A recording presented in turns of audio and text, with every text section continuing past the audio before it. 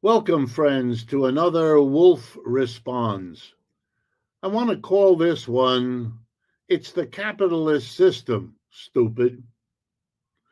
And I want to stress with that title the extraordinary performance of our capitalist system over the last 35, 40 years.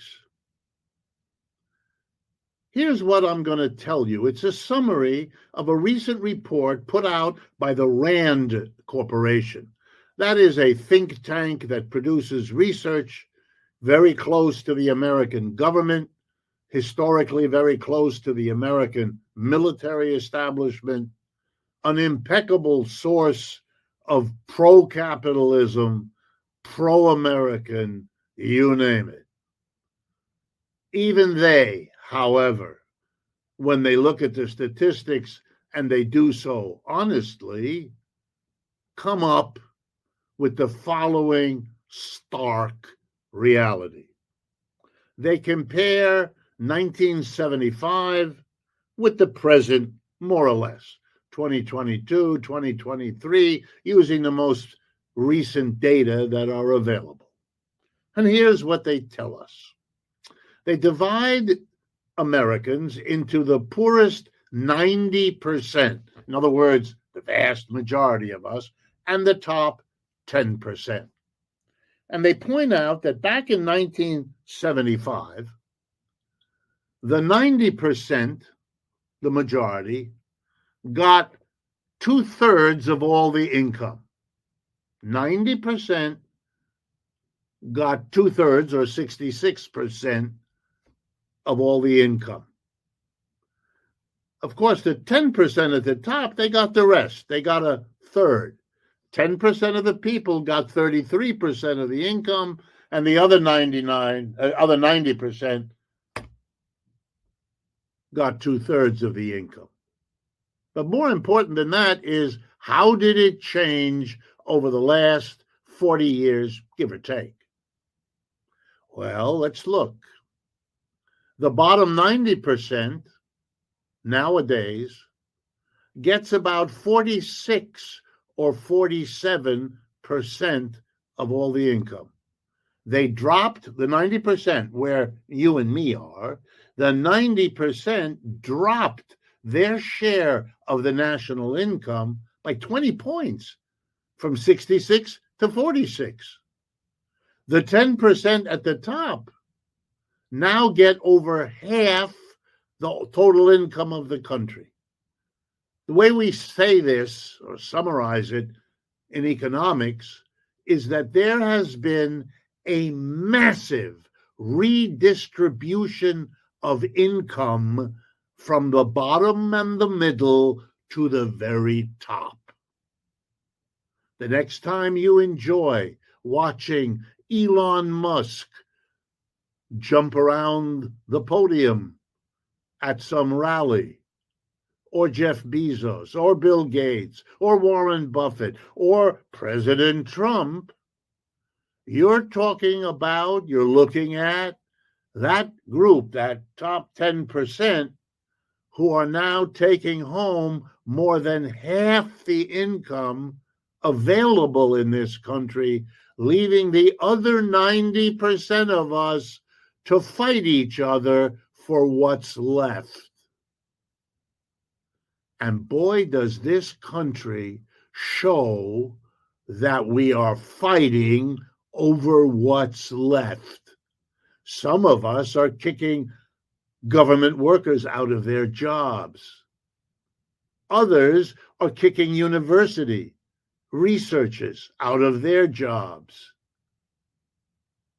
We are taking money away from veterans who are having trouble with their mortgages and used to get some help. They're not getting it anymore. I could go on. You read the details every day. Now, what is happening in the broader picture? Well, I've been telling you, and I'm going to tell you now again.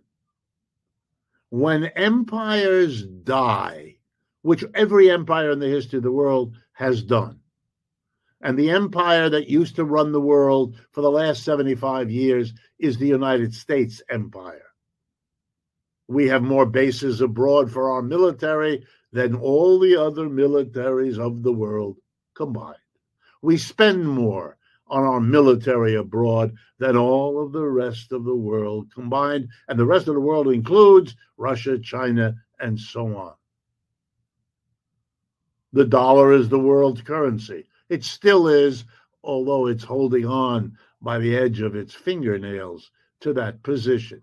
Our empire, which was very strong in the second half of the 20th century, is now shrinking, slipping, dying.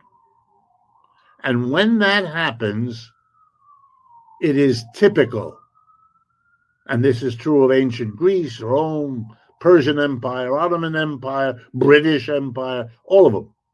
When the empires peak, stop rising and start falling, as again every single one of them has done, the people that are rich and powerful at the top are in the best positions. They run the enterprises, they staff the government. They're in the best position to hold on to the wealth that the empire created.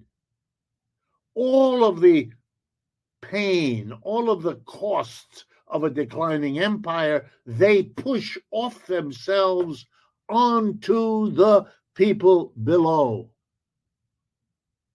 Elon Musk is the richest person, and he's up there with his chainsaw, proud of the now 150,000 federal employees whose jobs, whose incomes, whose careers he has shattered. He's offloading the costs of a declining empire. And no, they'll never tell you that. Oh, no. They'll come up with a wonderful story. They're not acting out the declining empire. No. They are improving efficiency. Oh, sure they are. They're also picking daffodils. Don't be fooled. The capitalist system brought into being the British Empire. And when that empire could not carry the system forward, it left and it moved to the United States, which carried the empire a good bit further. We all know that here in America because once we had capitalist enterprises mostly in New England. But when they could make more money by leaving, they did. And they moved to the mid-Atlantic. And then they moved to the Midwest. And then they moved to the far west and the south, leaving behind empty factories, destroyed communities. Just like they do it internationally, it happens inside. Capitalism goes to where the profits are the greatest. And in the last 40 years, that meant leaving not just Britain to go to America, but leaving America to go to China and India and Brazil. You all know capitalism serves the 3% of our people that are employers.